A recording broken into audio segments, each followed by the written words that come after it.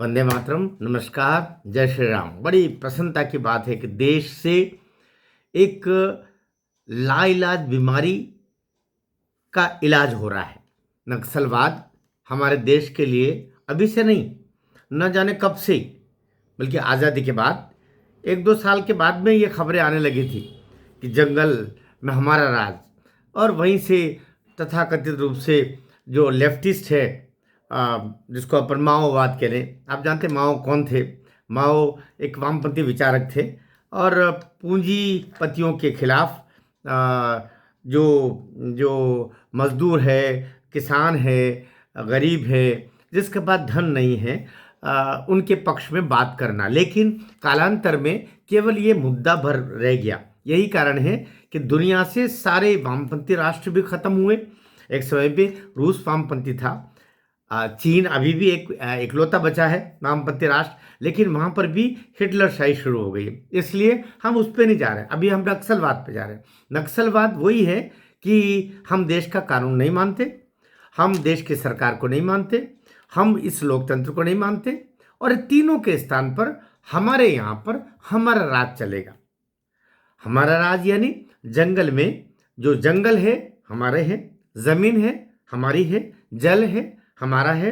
ये जो जनता है हमारी है, लेकिन ये हमारे कहे अनुसार चलेगी। यदि हमारा कहा नहीं माना तो हम इनको सजा देने का काम भी हम ही करेंगे, अर्थात कोर्ट भी हम हैं, फैसला भी हम करेंगे, पुलिस भी हम हैं, सब कुछ हम ही हम हैं। तो और यहाँ जो कुछ पैदा होता है वो भी सब हमारा ही है और हम तय करेंगे, सरकार कोई नहीं होती।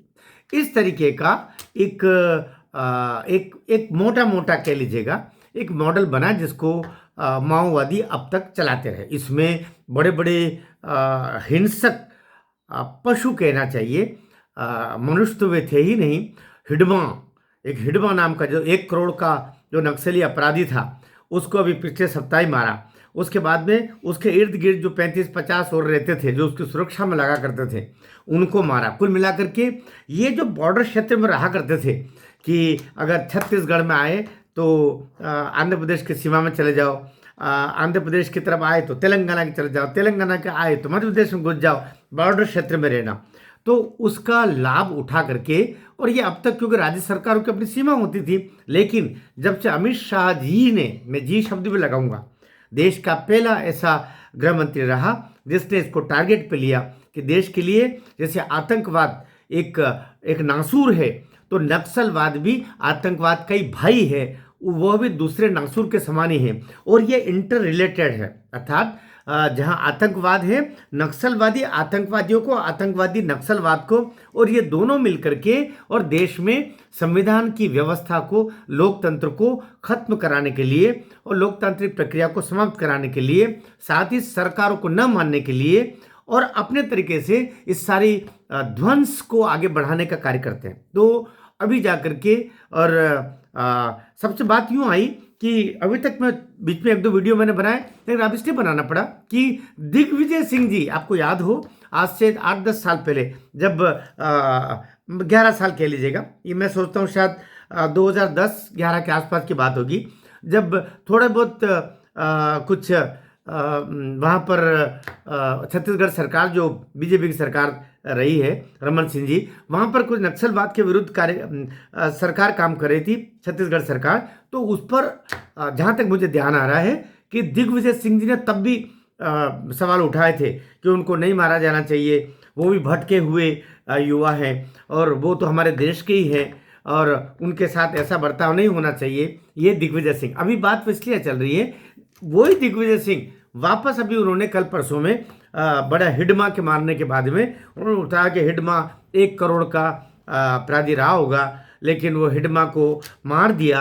हिडमा के हत्या हुई या एनकाउंटर हुआ या उसके साथ में क्या हुआ, सरकार को ऐसा करना चाहिए, वैसा करना चाहिए, मतलब दर्द बाहर आ रहा है।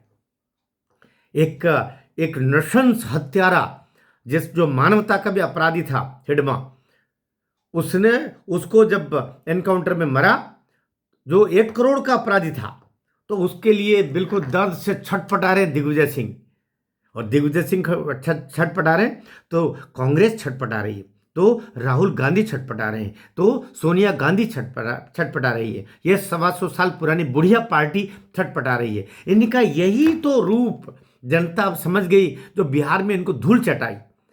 आप जनता को राहुल जी, सोनिया जी, प्रियंका वाड्रा जी, दिग्विजय जी, आप अभी भी राजा रानी और वो खानदानी राज परिवार की तरह लेके चलते हो और जनता को मूर्ख समझते हो। अरे जनता जाग गई है। हमारे माणिक वर्मा की पंक्तियां हैं, लेकिन माणिक वर्मा की इन्हीं पंक्तियां काम कर गई कि चित्रे चित्रे लिबास बाकी है और कितना विकास बाकी है, हमें स्वामी का बोध कैसे हो, हमारे देहों में दास बाकी है। लेकिन यही दास की जो मनोवृत्ति है उससे जनता उठ करके बाहर आ गई है। यही तकलीफ दिग्विजय सिंह को हो रही है, यही तकलीफ राहुल गांधी को हो रही है, यही सोनिया गांधी जी को हो रही है। और प्रियंका जी, जिनको तो अरबों खरबों के बंगले बंगले, कहाँ हिमाचल और कहाँ विदेश और कहाँ कहाँ है बाबा, इन सबको बड़ी तकलीफ हो रही। जनता जाग क्यों रही है, ये सोती क्यों नहीं रहती है। बिहार में जनता जाग गई, देश की जनता जाग गई, 3 बार इनको धूल चटा दी, इससे बड़ी तकलीफ हो रही है। तो दिग्विजय सिंह जी इतना समझ लीजिएगा कि आपको दिग्गी राजा बोलते हैं, लेकिन राजा रानी के ज़माने ख़त्म हो गए। ये जनता है और देश के साथ खड़ी हुई जनता है। ये अब आपके नक्सलियों के हमदर्दी होने पर आपके चेहरे को किस रंग में देखती है, ये जनता से जाके कभी पूछेंगे तो समझ में आ जाएगा। आपको वीडियो ठीक लगा हो तो शेयर कीजिएगा। चैनल को अब तक सब्सक्राइब नहीं किया हो तो प्रार्थना है सब्सक्राइब कीजिएगा। और राष्ट्रवाद के चैनल है, सनातनियों के चैनल है, साथ दीजिएगा। सब्सक्राइब करेंगे तो मुझे हिम्मत मिलेगी। भारत माता की जय।